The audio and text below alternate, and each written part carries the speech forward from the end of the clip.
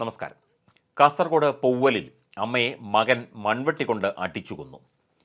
Muliyar Powell bench കോടതിയിലെ അബ്ദുള്ള കുഞ്ഞിയുടെ ഭാര്യ നബീസയാണ് കൊല്ലപ്പെട്ടത്. 62 വയസ്സായിരുന്നു. സംഭവത്തിൽ നബീസയുടെ മകൻ നാസറിനെ ആദൂർ പോലീസ് കസ്റ്റഡിയിലെടുത്തു. അക്രമം തടയാനുള്ള ശ്രമത്തിനിടെ ഇയാളുടെ സഹോദരൻ മജീദിന് പരിക്കേറ്റു. ഇയാളെ ചെങ്കളയിൽ സഹകരണ ആശുപത്രിയിൽ പ്രവേശിപ്പിച്ചു. മജീദിനും തലയ്ക്കാണ് പരിക്കേറ്റത്. പരിക്ക് ഗുരുതരമല്ല. ഇന്ന് വൈകിട്ടോടെയാണ് സംഭവമുണ്ടായത്. മകൻ നാസറിനെ ആദൂർ പോലീസ് കസ്റ്റഡിയിലെടുത്തു. മാനസിക വെല്ലുവിളി നേരിടുന്നയാളാണ് പ്രതിയെന്ന് പോലീസ് വ്യക്തമാക്കി. അക്രമത്തിന് ശേഷം കത്തികാട്ടി സ്ഥലത്ത് പരിഭ്രാന്തി സൃഷ്ടിച്ച് ഓടി രക്ഷപ്പെട്ട നാസറിനെ പൗവൽ സ്റ്റേറിന് സമീപത്ത് വെച്ച് നാട്ടുകാർ പിടികൂടി പോലീസിൽ ഏൽപ്പിക്കുകയായിരുന്നു. സംഭവ സമയത്ത് ഇവർ 3 പേരും മാത്രമാണ് വീട്ടിൽ ഉണ്ടായിരുന്നത്. അടുക്കളയിൽ നിന്ന് നിലവിളി കേട്ട് നോക്കിയ മജീദ് രക്തത്തിൽ കുളിച്ചു കിടക്കുന്ന അമ്മയെയാണ് കണ്ടത്. തടയാൻ ശ്രമിച്ചപ്പോഴാണ് ഇയാൾക്ക് മർദ്ദനമേറ്റത്. വീടിൻ്റെ അടുക്കളയിലും ഹാളിലും രക്തം തളം കെട്ടി കിടക്കുകയായിരുന്നു. വീട്ടുമുറ്റത്ത് ചിരവ, മൺവെട്ടി, വടി എന്നിവ വലിച്ചെറിഞ്ഞ നിലയിൽ കണ്ടു.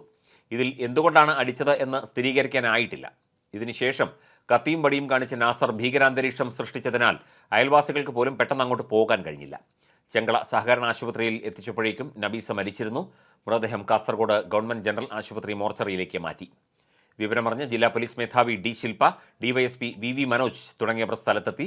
പരിയാരം ഗവൺമെന്റ് മെഡിക്കൽ കോളേജ് ആശുപത്രിയിൽ പോസ്റ്റ്മോർട്ടത്തിന് ശേഷം മൃതദേഹം ബന്ധുക്കൾക്ക് കൈമാറും. നബീസയുടെ മറ്റു മക്കൾ അബ്ദുൽ ഖാദർ, ഇക്ബാൽ, ഇർഫാന, ഇർഷാന.